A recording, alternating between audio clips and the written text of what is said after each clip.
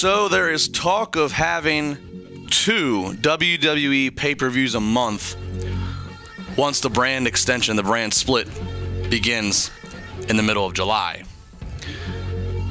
They're going to do this, supposedly, with the exception of the major pay-per-views like SummerSlam, Royal Rumble, and WrestleMania. Those, of course, will all just remain as one pay-per-view a month with everybody merging together for it.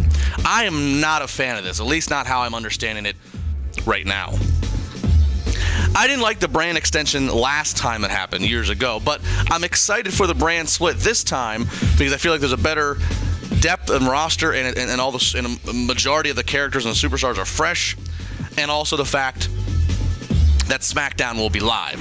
All that adds up to where I'm excited about splitting this roster up. But, however, I don't need to see a Raw pay-per-view and a SmackDown pay-per-view all in one month. That's just too much. Keep it as one pay-per-view a month with a combination of the rosters and top stories and matches being settled in that show. Yes, there will probably be other characters, stories, and matches that you'd like to have on the pay-per-view that won't make it on there for time restraints. So, how about this? Use them on Raw and SmackDown, respectively. Make these fresh matchups. Make these culminations of feud. Maybe even a title switch, dare I say.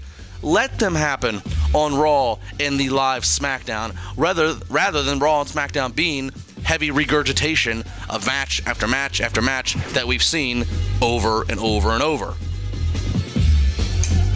I agree with something I saw Jim Ross blog about. He talked about and said Raw and SmackDown, for this to succeed to its greatest point, this brand extension, they need to have unique identities, and I completely agree. Stemming off of what JR said, these two shows take advantage, have separate entranceways, try to separate as much as possible in the format of how you present the show.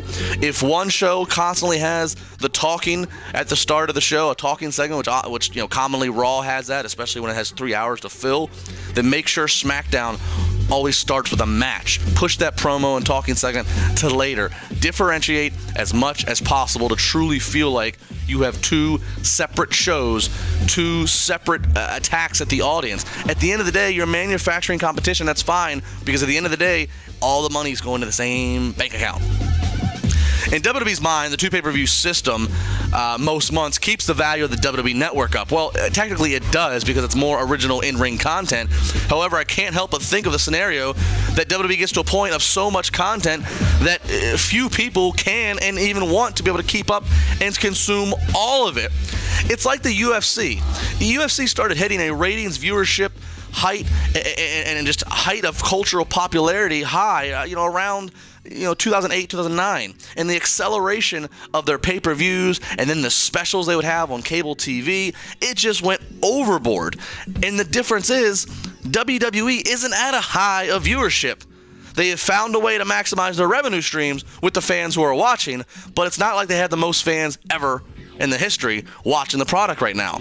All of this more WWE Network content, it makes me wonder, how many more years are we away from just all of WWE's content being on the network? When do they just say, we're all done with USA and cable TV, everything's on the network? I mean, in theory, it could definitely be headed that way, and potentially could work. I mean, things like Netflix have a series you can only watch there, and they do just fine. So WWE, with its target audience, it might get to a point where everything is WWE Network centric, and it's just scary to think about right now. It's scary to think about that while they still have cable to deal with, that we're gonna have 2 3-hour pay-per-views a month, a 3-hour Raw each week, a 2-hour SmackDown each week, a 1 hour of NXT each week.